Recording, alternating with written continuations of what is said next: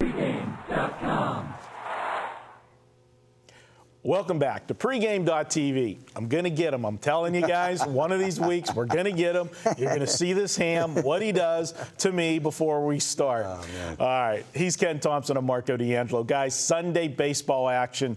We've got the Oakland A's at the Boston Red Sox.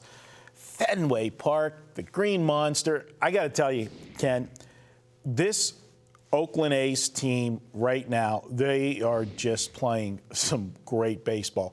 To go and do what they just did. I mean, they went to Texas and swept the Rangers in Arlington. And that just doesn't happen. And they're playing great baseball. They're getting great pitching. And we talked about it in between one of the breaks.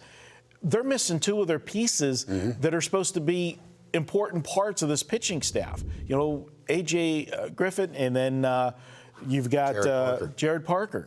You know, not there. And these guys have just been pitching amazing. Again, you know, it's, you know, Billy Beane, small ball. He's getting it done. He finds these gems in the farm system. And Sonny Gray has been incredible. 6 starts this year.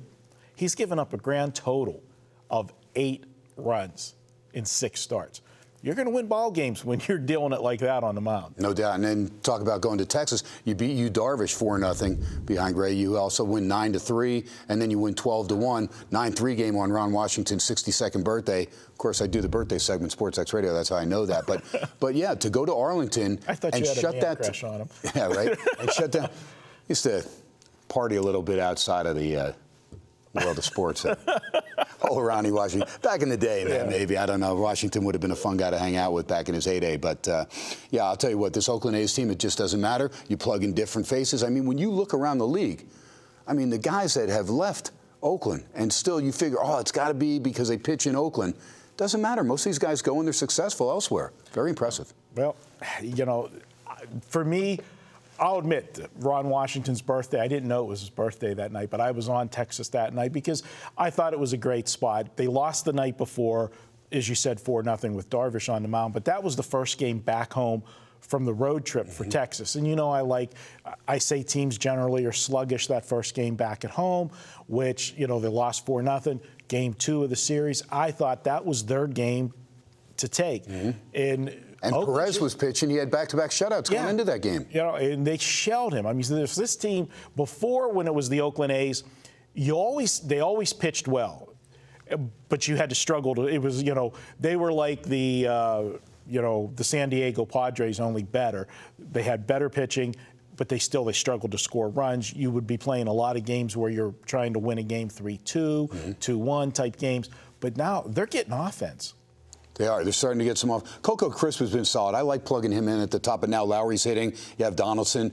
Cespedes, Callaspo, and Reddick, all 250 or below. We expect that, but they've got some good power numbers. So, you know, they're all capable of hitting that 3-run homer, so you got to leave them in there. And that's all you need with this pitching staff. One of those 3-run homers gets those guys ignited. How many of those 3-run innings, those crooked innings, as we say in baseball, do we see the Oakland A's put up? And then that pitching stands up. Well, you know what? This is your free play. I'm curious to see which way you're going on this one.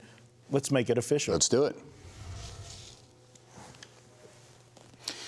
Yeah, going to Fenway Park, never easy. And I did look at Sonny Gray and the Oakland A's. I mean, Sonny Gray, 4-1, a 1.76 ERA. Between he, Chavez, and Kazmir, I mean, your ERA combined between those three is just under 2. How about Sonny Gray in his last 16 innings? All against Texas, by the way, a home and a road. But 3 earned run, 8 hits, 14 strikeouts, and 5 walks.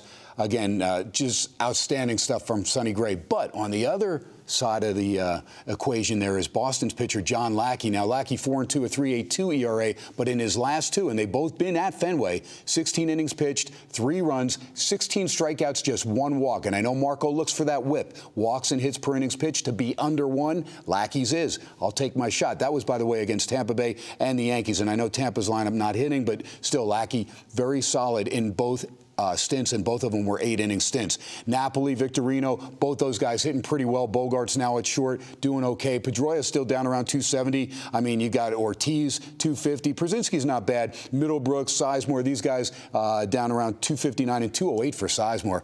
Not going to get you a lot of playing time. Got to kind of pick that average up there. So what am I looking at? I'm looking at the under. I asked Marco what he thought it would be. He said the way Gray's pitching, probably about an 8 because it is Fenway Park. I'm going to take a shot. I'm going to go under with these two teams. It'll be the Sunday matinee game. Going to be a great pitcher's duel. Nice weather there in Boston. I just got a feeling this is one of those 3-2, 2-1 games, one way or the other. I know it's Fenway Park, but I'm going to take my chances the way both these guys are pitching. Both have pitched a bunch of innings in their last 2 starts. Gray in his last 3, again, has been very, very solid. But both guys in their last 2 have combined 16 innings each, and both guys pitching outstanding baseball. So give me the under.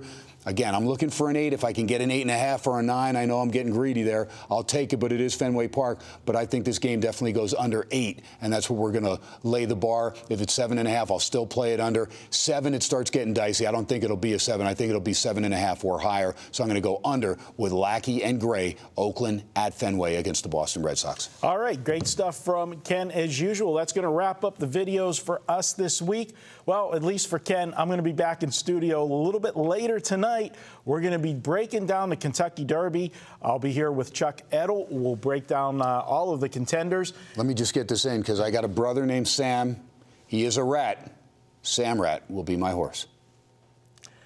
This guy, and if I'm your brother, I'm going to punch you. Oh, yeah, wait till.